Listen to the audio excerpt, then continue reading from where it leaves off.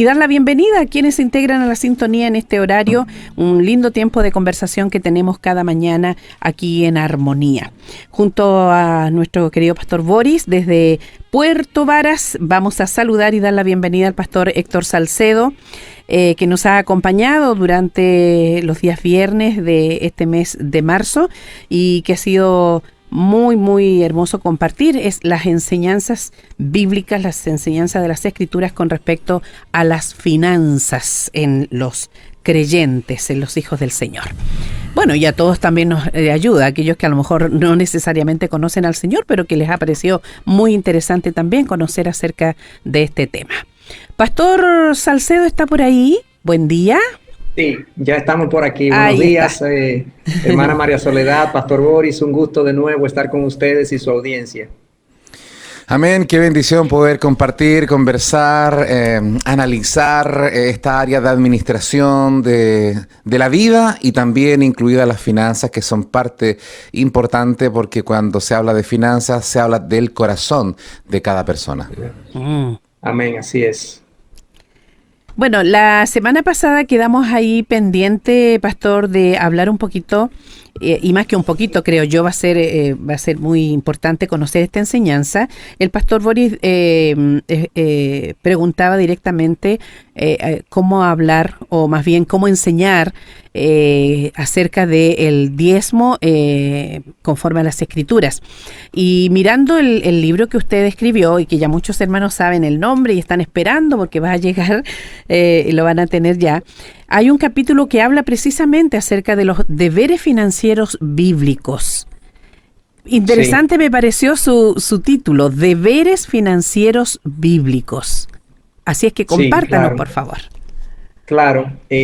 Bueno, ahí la razón por la que pongo deberes financieros bíblicos es porque en un capítulo anterior del mismo libro había establecido que uno de los principios para una administración bíblica de las finanzas es que nosotros entendamos que nosotros somos administradores, mayordomos, decimos en los términos de la iglesia, de los recursos de Dios.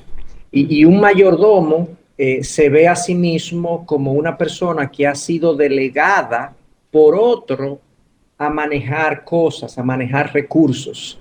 Entonces, en ese sentido, la mayordomía bíblica, el hecho de que somos administradores, nos impone deberes en diferentes esferas de nuestro accionar financiero, de nuestro proceder financiero. La primera esfera que yo menciono ahí en el libro es Dios y su obra, que es la esfera de la iglesia, de lo que es la obra de la iglesia en la tierra, en el planeta, por así decirlo. Y hay diferentes esferas, no pongo la iglesia primero, Dios y su obra, pongo luego la familia, luego pongo el gobierno, luego yo mismo como ente también que necesito recursos y por último los demás en sentido general. Entonces cada una de esas esferas, la Biblia, la palabra nos establece ciertos deberes. La manera de proceder es como el dueño de los recursos, que es Dios, ha prescrito que nosotros procedamos. Y la iglesia es una de esas esferas, la que usted menciona, hermana María Soledad, donde Dios nos ha establecido cómo debemos comportarnos y actuar y proceder financieramente. Entonces, usted mencionó un término que es el diezmo, que es un término muy conocido en los círculos cristianos, evangélicos, de toda denominación. Es un término muy usado, sobre todo en el Antiguo Testamento, pero también tiene algunas menciones en el Nuevo Testamento.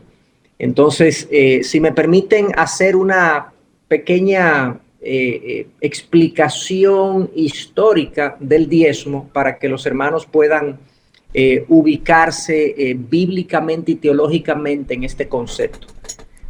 El diezmo fue establecido en la ley de Moisés. Era un deber de todo ciudadano judío dar un porcentaje, en este caso un 10% de sus ingresos a la obra de Dios. En este caso, en el caso de ellos, era una teocracia ¿ok?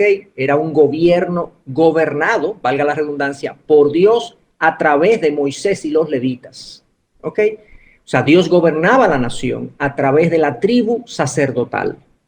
Entonces, por eso le llamamos una teocracia. Entonces, los judíos tenían que dar 3 tipos de diezmo. Mucha gente ignora eso, pero 3 tipos de diezmo estaban establecidos en el Viejo Testamento. Un primer tipo de diezmo, o un primer diezmo, o sea, un 10% de los ingresos, debía ir para los levitas, para sostener la familia sacerdotal o la tribu sacerdotal. Todo el pueblo, obviamente, que recibía de los levitas su servicio, su ayuda espiritual en el templo y en todo lo que tenía que ver con el manejo del gobierno de ese momento, porque era una teocracia, era financiado con el 10% de los judíos. Un segundo tipo de diezmo, o un segundo diezmo, más bien, era para sostener las fiestas nacionales, las fiestas religiosas nacionales. Dios había establecido en su pueblo diferentes actividades a lo largo del año que eran una celebración de la fidelidad de Dios, del cuidado de Dios, de la compañía de Dios. Y el pueblo era convocado para celebrar esas fiestas juntos. Una de las más famosas es lo que se conoce como, nosotros lo celebramos en la Semana Santa, pero para los judíos era la Pascua judía. La Pascua judía celebraba la liberación de Egipto, del pueblo judío por parte de Dios. Y todos los judíos eran convocados a celebrarlo, y eso tenía un costo, montar esa fiesta. Habían sacrificios por familia, había días de celebración y habían asimismo otras fiestas. Entonces un diezmo se usaba para eso. Y un tercer diezmo era un diezmo que se tomaba cada 3 años y era dedicado a las viudas, a los huérfanos y extranjeros que habitaban en la tierra. Estos eran las clases más pobres, más desposeídas de la nación. Y los judíos entonces se les establecía que tenían que dar un 10% para sostener, ayudar esas clases más desposeídas. Era como el sistema de seguridad social del país y de la nación. Entonces, si uno calcula un 10 para los levitas, un 10 para las fiestas y un 10 trianual para los desposeídos o los de escasos recursos, era un 23.3% que los judíos tenían que dar como parte de su aporte a la obra de Dios, por así decirlo, y lo que era su gobierno. O sea que en ese concepto está incluido el equivalente de los impuestos hoy en día, ok, porque nosotros no tenemos una teocracia, y está incluido también el aporte a la iglesia, que hoy sí tenemos de alguna manera que contribuir con la iglesia. Entonces, esa es la historia del diezmo. Ese sistema como tal, exactamente, no pasa así al Nuevo Testamento. Nosotros en el Nuevo Testamento, las únicas menciones de diezmo que hay están en los evangelios. En 2 ocasiones a Cristo le preguntan acerca del diezmo y él se refiere en 2 ocasiones al diezmo y él dice que sí, que hay que darlo. Incluso condena a los fariseos porque algunos de ellos, líderes religiosos, decían que no podían dar el diezmo apropiadamente porque tenían que darlo como corbán, o sea, como aporte a los padres. Y era una excusa que ellos buscaban para no dar el diezmo. Pero Jesús, que vino bajo la ley, recordemos que Jesús está bajo la ley todavía, era partidario del diezmo. Todavía ese sistema estaba vigente en ese momento. Ahora, después del libro de los Hechos y en el resto de los libros del Nuevo Testamento, el diezmo no es mencionado ni una sola vez. Ni una sola vez. Entonces, queda la pregunta, ¿es válido el diezmo hoy en día para la iglesia, como la iglesia funciona hoy en día? Yo entiendo que si vamos a buscar un equivalente, por ejemplo, Romanos 13 establece que nosotros debemos pagar los impuestos a nuestros gobernantes. Ese sería el equivalente de parte del diezmo del Viejo Testamento, porque en el Viejo Testamento, como era una teocracia y la clase gobernante era los levitas, pues ese es el equivalente hoy en día, una parte del diezmo. Y el aporte entonces para el sostenimiento de la iglesia, por así decirlo, tenemos que, digamos, verlo de otra manera, pero no hay un equivalente exacto en el Nuevo Testamento. El único momento que vemos a Pablo, digamos, o alguna referencia a la contribución económica en el Nuevo Testamento es en 2 de Corintios, capítulo 8 y capítulo 9, donde Pablo está levantando una ofrenda para la iglesia en Jerusalén, y entonces le habla a los hermanos corintios cómo los hermanos de Macedonia habían dado extremadamente, de manera abundante para ayudar a sus hermanos en Jerusalén, y él elogia la dádiva desinteresada y abundante de los macedonios y se los pone a los corintios como un ejemplo, pero él no establece, o sea, él dice que cada uno dé conforme se propuso en su corazón. Él no establece que es un 10, ni es que es un 15, ni hay un porcentaje específico. De hecho, no podemos decir que ese es el modelo de dádiva precisa del Nuevo Testamento, porque eso fue una dádiva puntual, puntual para una necesidad que había en la iglesia de Jerusalén. Entonces, dicho eso, ¿cuál es mi postura y qué yo entiendo? ¿Cómo nosotros debemos entender la dádiva y la contribución de los hijos de Dios a la obra de Dios hoy en día? ¿Cuál es nuestro deber? Bueno, partamos del siguiente principio. De la misma manera que el pueblo de Dios en el Viejo Testamento estaba llamado y estaba, por así decirlo, obligado por Dios a sostener la obra de Dios, perdón, la obra de los levitas y la obra de Dios en la tierra. De esa misma manera, los hijos de Dios hoy en día en la iglesia deberían ser los que sostengan la iglesia y la obra de Dios. Ese principio yo creo que no estoy hablando de porcentaje todavía, sino que simplemente es un principio que es lógico. ¿Quién va a sostener la obra de Dios, las necesidades de la iglesia, la obra de evangelismo, la obra de alcance, la obra que la iglesia debe hacer? ¿Quién lo debe sostener? Lo debe sostener los hijos de Dios, o sea, los miembros de las iglesias. Eso como principio. Ahora, el segundo principio que yo establezco es que debe ser una dádiva regular y sistemática. ¿Por qué? Porque la iglesia debe saber con cuánto cuenta para hacer planes, para iniciar cosas, para mandar gente al campo misionero, para sostener un pastor que tiene necesidades mensuales, para abrir una institución educativa a nivel teológico, para pastor, para lo que sea. Hay una necesidad que debe ser sostenida por los hijos de Dios y tiene que ser sistemática. Y en tercer lugar, ¿cuánto debe ser eso? Bueno, yo no le pongo límite, pero yo pienso, no le pongo límite hacia arriba, pero yo pienso que debe ser un porcentaje mínimo. Tiene que haber un mínimo que cada persona diga, me comprometo con tanto. Yo sugiero un 10% como mínimo de nuestros ingresos netos, de lo que nos llega a nuestras cuentas bancarias o lo que nos llega a nuestros bolsillos de manera legítima, que nosotros lo demos mínimamente para sostener la iglesia. Hay hermanos que pueden decir, bueno, yo no estoy de acuerdo con el diezmo, pero normalmente lo decimos porque quisiéramos aportar menos. Porque si no estás de acuerdo con el diezmo, pues pon un 15, pon un 20. Realmente, la relación con la palabra diezmo, en mi caso, es muy, no es muy precisa, porque yo a veces doy más que eso. Y lo digo obviamente para la gloria de Dios, porque Él me provee. Él es el proveedor, Él es el dueño.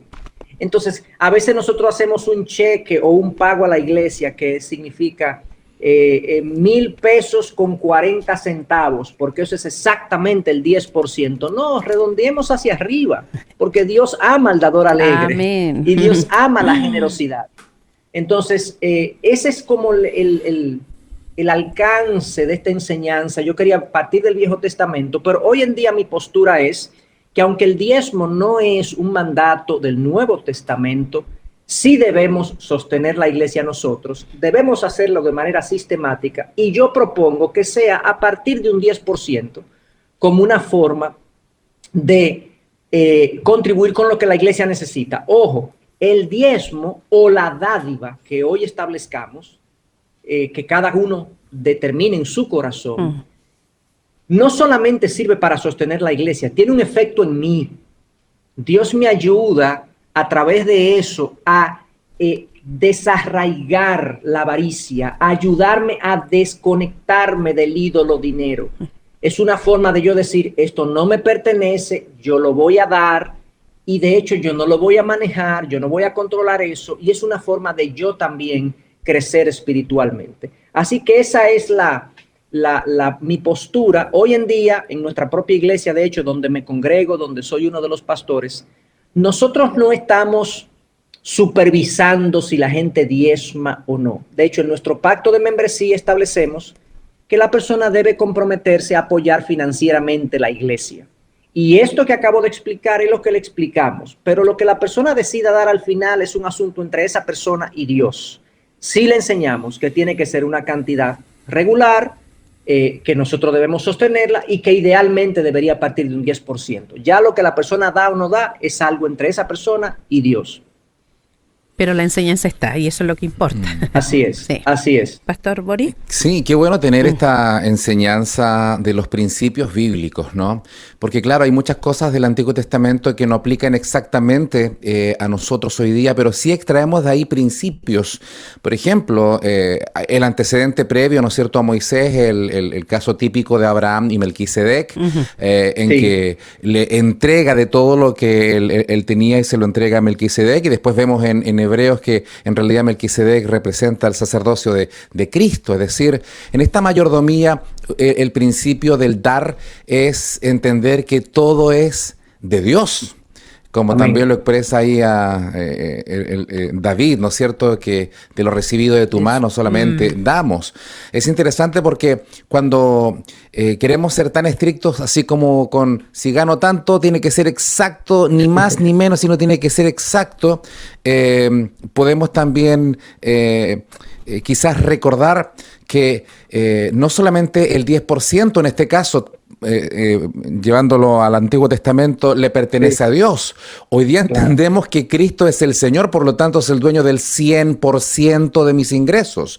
No es solamente dueño de un porcentaje de mis finanzas, de mi casa, de mi auto, de mi familia, de mi tiempo. Es dueño de todo. Cuando entendemos que es dueño de todo, tenemos la libertad de poder dar, como usted lo dice, no solamente el 10%, hay testimonios de personas que dan más, pero muchas veces como que buscamos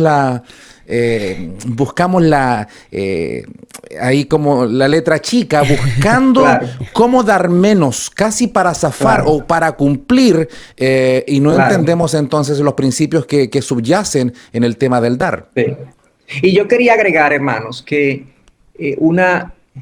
esta enseñanza de que la membresía y los hijos de Dios deben sostener la iglesia, también debo complementarla con la obligación que tenemos los que manejamos los recursos que la iglesia recibe, de ser íntegros y transparentes en el manejo que hacemos de esos recursos. Muchas veces el miembro de la iglesia no se siente estimulado a dar, ni se siente con deseos de dar, precisamente porque no ve una transparencia y una integridad y una sensatez en el manejo de los recursos.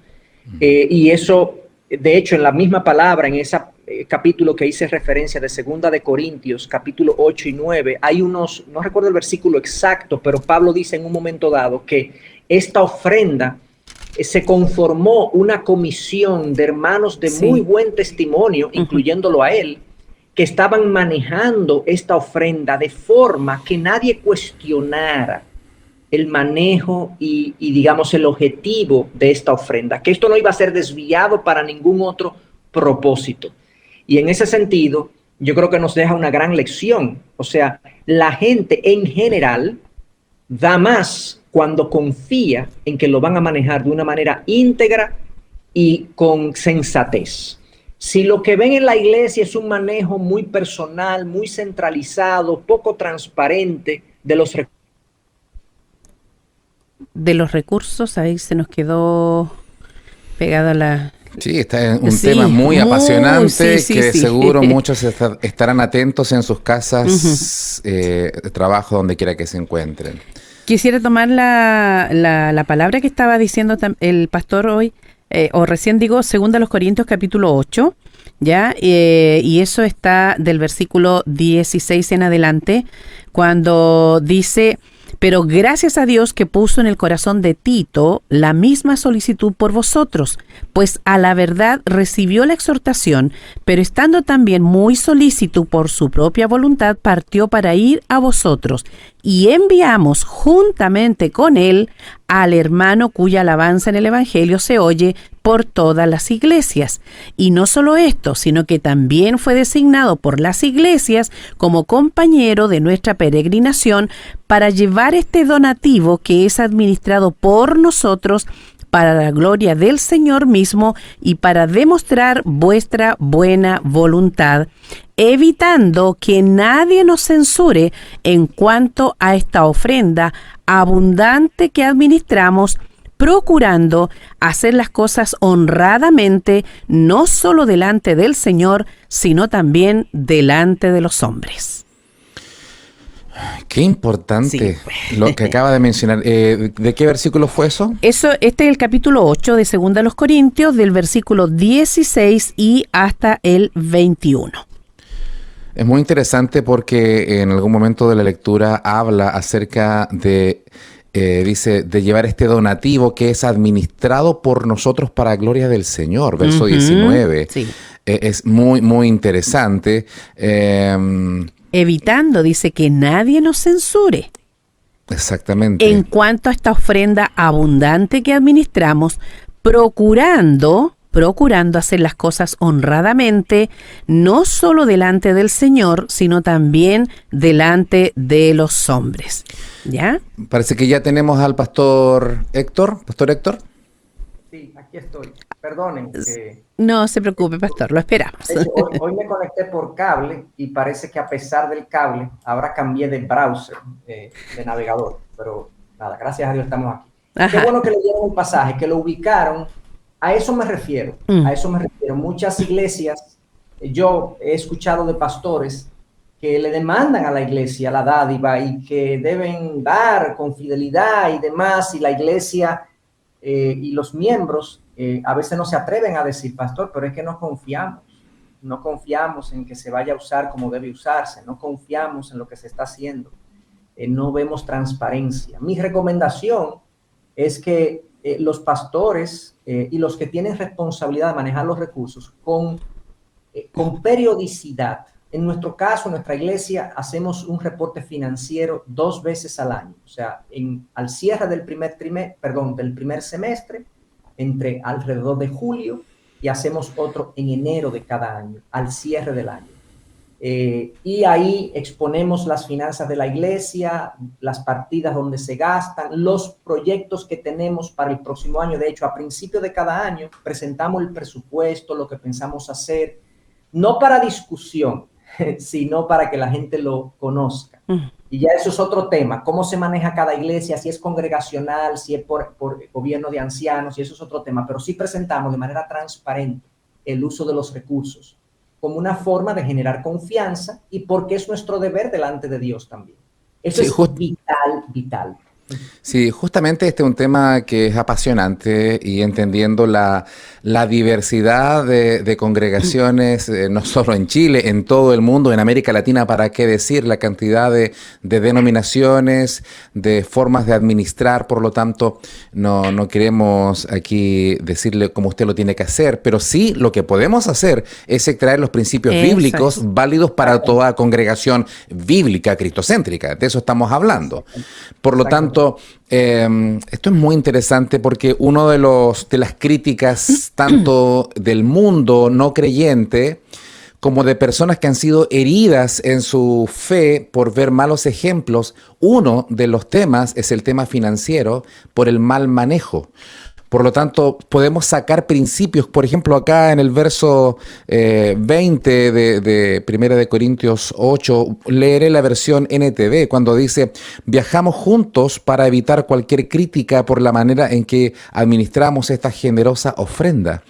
viajamos juntos, evitando que nadie nos censure en cuanto a esta ofrenda abundante que administramos. Es decir, los recursos que entran en la iglesia no son de un particular, sino que son administrados para la obra del Señor.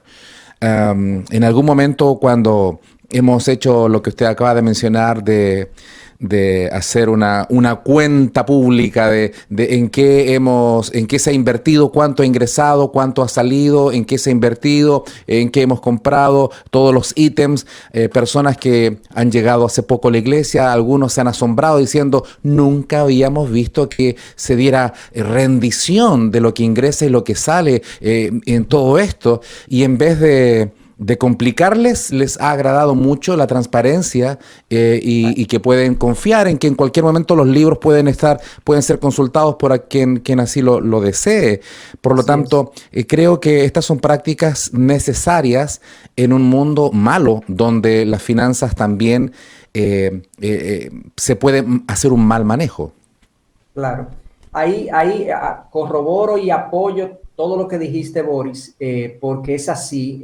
La gente muchas veces se sorprenden cuando ven un ejemplo de transparencia, sobre todo en una época donde, a pesar de que se habla mucho de transparencia a nivel público, realmente en la práctica hay muy poca transparencia en el manejo de las entidades y las instituciones. Entonces, yo quería precisamente sacar ese punto a colación, porque nosotros los pastores, que se supone debemos ser ejemplo en todo, y todo cristiano se supone que debe tener una conducta irreprensible, pues esto es un aspecto en el que tenemos que considerar. Ese versículo que tú mencionas de que andaban juntos, uno de los aspectos que yo derivo de ahí, una de las aplicaciones que yo le doy ahí a la iglesia es que cuando se trata de recursos, manéjalo de manera conjunta con otras personas. Nunca manejes una cuenta, una recepción de una ofrenda de una manera independiente, porque puede generar cuestionamientos. De hecho, en la primera carta de Pablo a Timoteo, en capítulo 3, cuando habla de las condiciones para el pastor o anciano y para el diácono, una de las condiciones es no amante de las ganancias deshonestas. O sea, que no sea una persona que quiera enriquecerse de manera ilegítima, partiendo de malos manejos. Obviamente, si lo dice, es porque hay una tentación en el manejo del dinero, y eso es algo que nosotros los pastores tenemos que cuidarnos. Nosotros tenemos que cuidarnos de esta inclinación que tenemos en el corazón de manejar el dinero de una manera egoísta y de una manera que no sea transparente. Entonces, por eso Cristo dijo en Lucas 12:15, creo que fue un pasaje que cité hace un par de sesiones atrás: estad atentos y guardad de toda forma de avaricia. O sea, estemos atentos y guardémonos de toda forma de avaricia. Y en el manejo del ministerio eso es doblemente delicado. Así que el Señor sea con nosotros ahí dándonos sabiduría y sensibilidad a estas cosas. Dentro de esto, pastor, en cuanto a los hermanos, no sé si usted lo ha oído, pero de pronto también está el hecho de decir, a mí no me interesa lo que hagan, yo doy lo que tengo que dar nomás y que vean ellos cómo lo administran, total, ellos van a tener que dar cuenta. ¿Está bien? Sí, bueno, por un lado, tiene algo de cierto. Cuando a mí se me llama en Romanos 13 a pagar los impuestos, Dios no dice paga los impuestos si están haciendo un buen trabajo los funcionarios. En el mismo caso, si mi compromiso con la obra de Dios es con la obra de Dios y con la iglesia, pues yo debo dar de manera que no dependa de la actuación del otro. Ahora bien, ahí hay dos problemas. Por un lado, hay una indiferencia peligrosa. El miembro de la iglesia no debe ser un miembro indiferente. A mí no me importa lo que hagan. Claro que te debe importar lo que hagan, porque tú eres parte de la iglesia. La iglesia es definida como un cuerpo, como un organismo. Somos parte los unos de los otros, un edificio que va siendo construido. Entonces, yo creo que hay una indiferencia peligrosa, y si ese es el estado de algún hermano, de que no me importa lo que hagan, yo doy y cumplo con mi parte, yo creo que debe autocriticarse, autoconfrontarse y decir, esto no es sano, primero. Segundo, si en una determinada iglesia en la que yo estoy, esa es la actitud, yo doy y no me importa, porque al final ellos no lo manejan bien y él entiende que hay algo de turbio en el manejo. Lo primero es que Mateo 18 dice que vayamos al hermano en amor y lo confrontemos. correcto. Si es el pastor, si es un anciano, si es el tesorero, lo que sea. Si no se produce, pues que haya un proceso. Pero si al final yo no puedo hacer nada para que esa mala práctica cambie, yo me debo retirar de esa iglesia, porque no es la iglesia que está honrando a Dios. Entonces, yo sé que esto es un tema delicado, ahí podemos abrir varias digamos, líneas de conversación, pero definitivamente si yo estoy en una congregación donde yo no tengo mucho conocimiento de lo que se hace, y de hecho dudo de lo que se está haciendo y no hago nada para ello, le estoy haciendo un muy mal servicio a la obra de Dios, lamentablemente. Sí, la verdad es que en otro programa compartimos acerca de estas teologías que de repente van de un extremo al otro, así como teologías que hablan de una prosperidad que va más allá de lo bíblico y cae en la avaricia, en que se da ese extremo, y el otro extremo es de una teología de la pobreza. Entonces podemos ir de un sitio a otro, tenemos que buscar el equilibrio bíblico. Alguna de las cosas que yo he compartido con mis hermanos en alguna enseñanza es, si en la iglesia X el único que se enriquece es el pastor, huye de ahí. Pero por otra parte, si en otra congregación X todos prosperan, menos el pastor, arrepiéntanse. Es decir, aquí no solamente una riqueza ilícita, sino que una pobreza franciscana, ninguna de las dos es lo que parece en la Escritura. El equilibrio bíblico de la generosidad, del equilibrio de la rendición de cuentas, del temor a Dios, de hecho, acá, por ejemplo, Pablo escribiendo a los hermanos también de Corinto, en el capítulo 9, recuerda la ley, dice en el capítulo 9, verso 9, porque la ley de Moisés está escrito, no pondrás bozal al buey que trilla. ¿Tiene descuidado de los bueyes o lo dice enteramente por nosotros? Y después agrega, ¿no sabéis que los que trabajan en las cosas sagradas comen del templo y los que sirven del altar participan?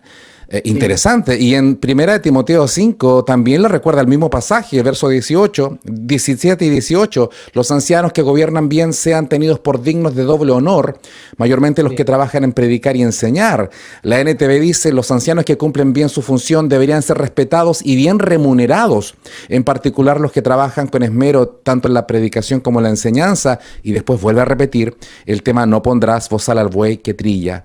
Esos dos extremos de un enriquecimiento ilícito o una pobreza por falta de generosidad de la iglesia, pareciera que se necesita un reestudio de la enseñanza bíblica respecto a finanzas. Totalmente, son esos dos extremos que tú muy bien describes, donde hay un péndulo y muchas veces el equilibrio es raro encontrarlo. Y haciendo énfasis en esos últimos pasajes que tú mencionaste, Pastor Boris, lamentablemente muchas iglesias no ven con buenos ojos que su pastor viva de la iglesia.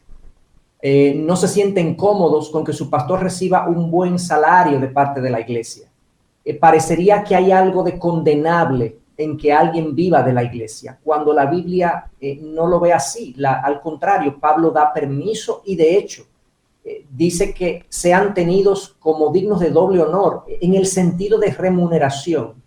O sea, que la iglesia se ocupe económicamente de su pastor o de sus pastores para que los pastores puedan ser liberados de estas cargas terrenales y poder dedicarse al estudio y al alimento espiritual de su congregación.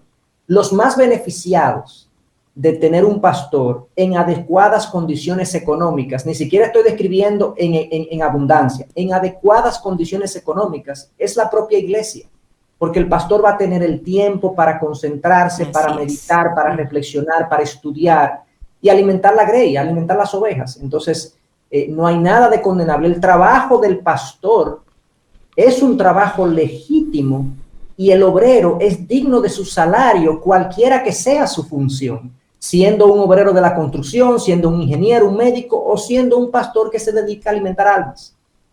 Hay una dignidad en ese trabajo que necesita, o más bien, que implica que la remuneración es absolutamente legítima. Así que las congregaciones también, como tú dices, deben tener esa sensibilidad y estar pendientes de las necesidades de su pastor y atenderlas de tal manera que el pastor pueda concentrarse en lo que tiene que concentrarse. Están llegando muchas preguntas, Pastor Héctor, y una de ellas de un hermano dice, me quedo con el versículo de Dios bendice al dador alegre. Dice, una consulta con respecto a este tema. ¿Cómo se aparta lo del Señor cuando una persona tiene una empresa? No sé si me explico, dice. Sí, claro. Uh-huh. Si una persona es dueña de una empresa, puede recibir ingresos de dos formas. O sea, la empresa no es el ente que debe diezmar, porque la empresa no es miembro de la iglesia. Quien debe diezmar o aportar a la obra de Dios es el individuo. Entonces, si este individuo es el dueño de la empresa en su totalidad, él va a recibir ingresos por dos vías. Una primera vía es quizás que esa persona se haya asignado en su propia empresa un salario mensual fijo, lo cual es un ingreso, y de eso él puede sacar una porción del ingreso que recibe de manera regular. Y el otro componente puede ser ganancias de la empresa, o sea, un resultado positivo a final de año, que la empresa le dejó $10,000, $20,000 de ganancia, de dividendos, se llama el término técnico. Y esos dividendos, esa persona, si los saca de la empresa, si se los paga como dividendos, pues eso también es una forma de él aportar a la iglesia de ese ingreso como dividendo que le entró, él aporta. Entonces tiene estos dos componentes. Bueno, puede haber un tercer componente, pueden haber dueños de empresas que se hayan asignado no solamente un salario, sino también un ingreso por comisión, un ingreso variable que depende de las ventas. Entonces todo lo que le entre al individuo, no a la empresa, pues la empresa lo que hace es que vende y demás, pero lo que le entre al individuo como propietario, sea como salario, como comisión o como dividendo, de eso él hace su aporte. Amén. Ok. Dice por acá una pregunta. ¿Yo puedo dar mi diezmo a una familia que necesite si yo no veo que dan cuentas en mi congregación? ¿Se entiende la pregunta? Dice la hermana. Sí, sí se entiende la pregunta. Eso puede ocurrir desde mi punto de vista, y lo voy a explicar porque en una ocasión, algo ocasional, algo puntual, pero no debe ser una práctica recurrente en ningún hijo de Dios.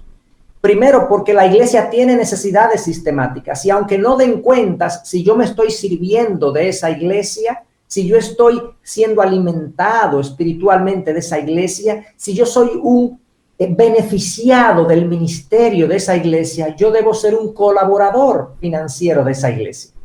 Entonces, esa práctica de que yo soy el que distribuyo mi diezmo es una práctica no sana. Imaginemos qué pasaría con la iglesia si todos los miembros deciden asignar su diezmo de una manera unilateral.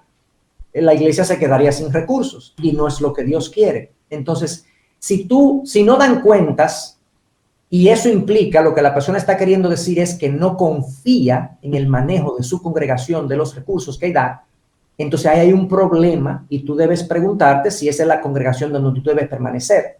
Pero hay iglesias que no dan cuentas por falta de organización o lo que sea, pero realmente son gente íntegra, son gente que hace las cosas bien, aunque no tienen esa práctica de dar cuentas. Quizás se le puede sugerir, se le puede hablar al pastor o a los líderes que es necesario, es útil y bueno dar cuentas y que crezcan en esa dirección, pero no creo que sea una práctica sana ni piadosa yo estar asignando mis diezmos o mis aportes a la iglesia dirigiéndolo a otras necesidades. Lo que sí puedo hacer es dar ofrendas especiales adicionales a mi aporte a la congregación para ayudar a la gente. La generosidad no se termina con el aporte a la iglesia.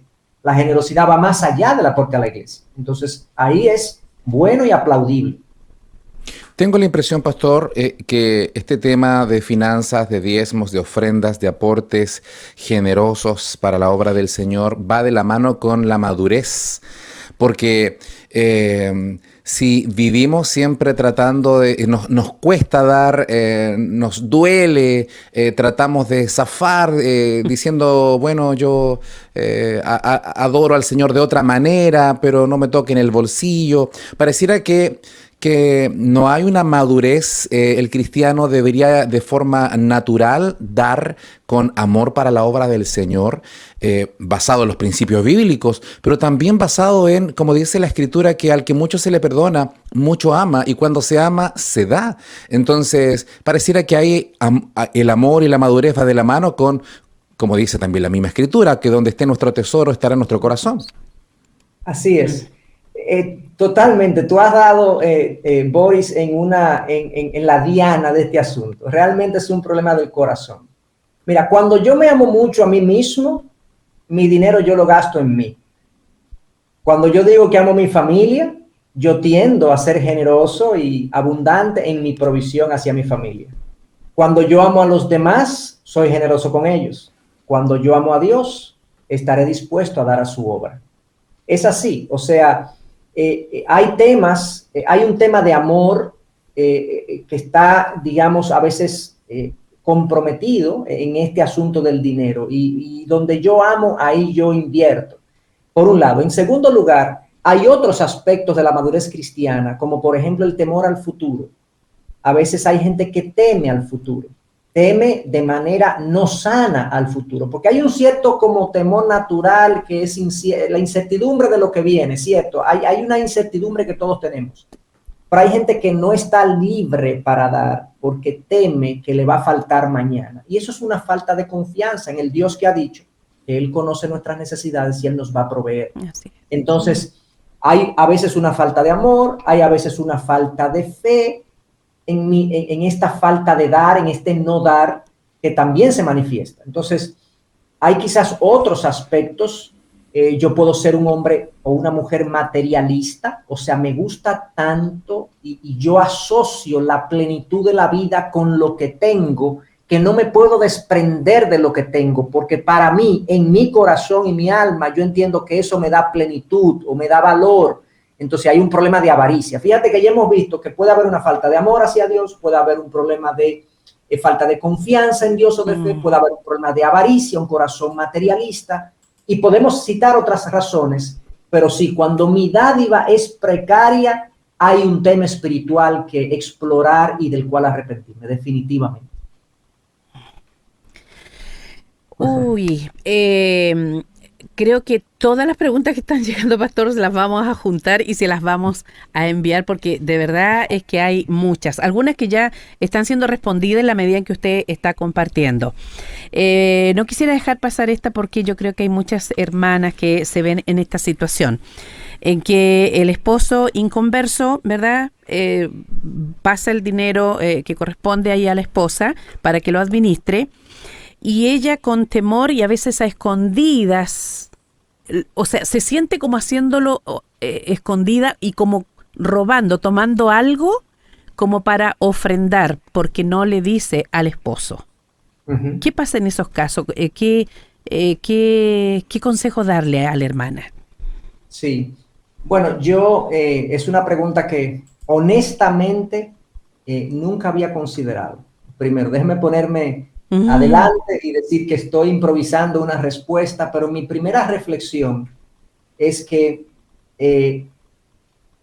le diga a su esposo, que ella le pide a su esposo, por así decirlo, su anuencia, su consenso de que ella quiere contribuir con la obra de la iglesia, porque la iglesia es importante para su alma, por la buena obra que la iglesia hace en su comunidad. Ella quiere contribuir con una parte de los recursos que ella recibe y que ella quiere contar con su anuencia, con su consenso de que eso sea así. Eso por un lado. Si el esposo se opone, yo le sugeriría a la hermana que no le resista, o sea, sométase a la autoridad y ore y pida al Señor que le dé gracia y que sensibilice el corazón de su esposo para que él pueda dar de una manera que sea voluntaria y que ella no tenga que forzar eso. En principio, yo en casos como esos privilegiaría la sujeción para con una conducta casta y respetuosa, como dice la primera carta de Pedro, ella pueda ganar a su esposo para Cristo. Entonces, como son casos excepcionales, yo no diría que esto va a generar ningún problema en la iglesia, que no necesita nuestros recursos. Yo creo que es más importante en estos casos ser de testimonio, de sujeción y de buena voluntad en la casa, en lugar de imponer un tema como este al esposo, que no entiende por qué es que la iglesia tiene que recibir Claro. sus recursos. Entonces, ese es mi primer consejo, un consejo espontáneo que creo que va en la línea de la palabra. Muy bien. Pastor Boris. Uy, hay tantas preguntas, algunas que quizás no las podemos hacer en el sentido de que son tan puntuales, es donde tenemos que pedir al Señor sabiduría, ¿no? Hermanos que tienen situaciones ahí muy puntuales respecto a su realidad, pero estamos tratando de dar los principios generales bíblicos. Hay una frase que no sé quién la dijo, pero de repente se lee, ¿no? Que más que buscar la iglesia más cerca de la casa, tenemos que buscar la iglesia más cerca de la Biblia.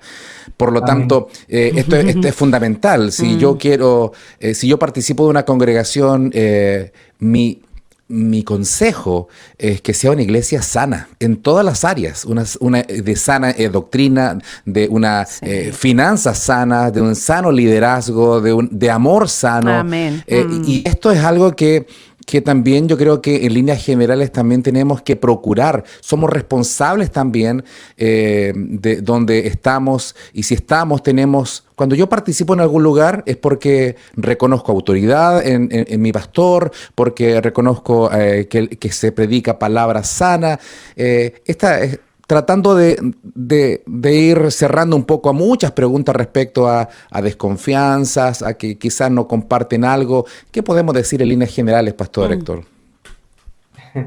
Bueno, eso, mencionamos algo de eso hace un momento, pero, y ojo, el tema económico y el mal manejo de muchos líderes no es algo nuevo. De hecho, mucha frecuencia citando situaciones de malos manejos financieros. Pablo fue que escribió el famoso versículo de que el amor al dinero es la raíz de todos los males, el cual codiciándolo muchos se desviaron de la fe y se torturaron con muchos dolores. Primera de Timoteo 6. El apóstol Pedro advierte de los falsos maestros que se enriquecen a sí mismos. El libro de Judas también hace una advertencia contra los falsos maestros y maestros que se enriquecen y que hacen mal uso de los recursos. Entonces, este tema del mal uso de los recursos económicos no es algo nuevo, pero en nuestra generación hay una concentración, yo diría, especial, porque muchos han detectado en la iglesia como una fácil fuente de recursos. Y hay muchos maestros, lobos vestidos de ovejas, que han usado la congregación y la han ordeñado para su beneficio personal. Y cuando yo entro en una congregación donde el énfasis es que el énfasis es la prosperidad, el énfasis es el bienestar, el énfasis es que Dios te va a sacar, el énfasis es que pactes con Dios, el énfasis también en todo, y el pastor siempre tiene una preponderancia por los temas que tienen que ver con tu progreso profesional, económico, personal, más que con la salud de tu alma, con el arrepentimiento de tus pecados, con tu acercamiento a Cristo. Y él mismo proyecta una imagen de atropello en muchos aspectos. Yo entiendo que la persona debe cuestionarse, evidentemente, más que cuestionarse, reprenderse de permanecer ahí. Pero hay otros casos más moderados, donde no hay quizás estas estridencias, pero también sí hay una significativa falta de confianza en los manejos. Y yo creo que es un hombre de Dios, yo creo que hay líderes de Dios ahí. Bueno, acerquémonos en humildad y con sabiduría y con gracia y expongamos nuestras preocupaciones al liderazgo. A un líder primero, quizás el que más cerca esté de nosotros, y digamos, yo quisiera ver un poco más de transparencia, de principios de cómo se manejan las cosas aquí para yo aumentar mi confianza. Pero si esa confianza, o más bien, esa desconfianza permanece, debo orar y pedirle al Señor sabiduría para ver si puedo moverme de ahí o debo permanecer ahí. O sea, yo no me imagino, o sea, no creo que sea sano que una persona permanezca en una iglesia en la que mantiene una falta de confianza de la integridad de sus pastores o de la veracidad de lo que se predica. no creo que sea sano. Creo que la conciencia nos ha sido puesta ahí precisamente para escucharla y obedecerla. Entonces, si mi conciencia me inquieta y me dice, este no es el lugar, no me siento tranquilo, no sé qué es lo que pasa, debo ver si realmente es una indicación para moverme. Muy bien, pues hoy se nos pasó ya el tiempo, pastor, ha sido enriquecedor esta conversación. Es más, nos piden por acá, bendigan y feliciten al pastor por toda la enseñanza que está compartiendo en esta mañana. Gloria a Dios. Damos gracias al Señor porque tenemos esta oportunidad de conversar, de compartir juntos la Escritura y darnos cuenta cuánto es lo que necesitamos también. De que nuestra vida esté rendida realmente al Señor para que podamos tener estos principios en nosotros y poder llevarlos a cabo como Amén. buenos miembros de una congregación. Muy agradecido, pastor, una vez más por compartir aquí en Armonía. Gracias, hermana María Soledad y pastor Boris. Ha sido un gozo, de verdad, un gusto poder estar con ustedes, con su audiencia.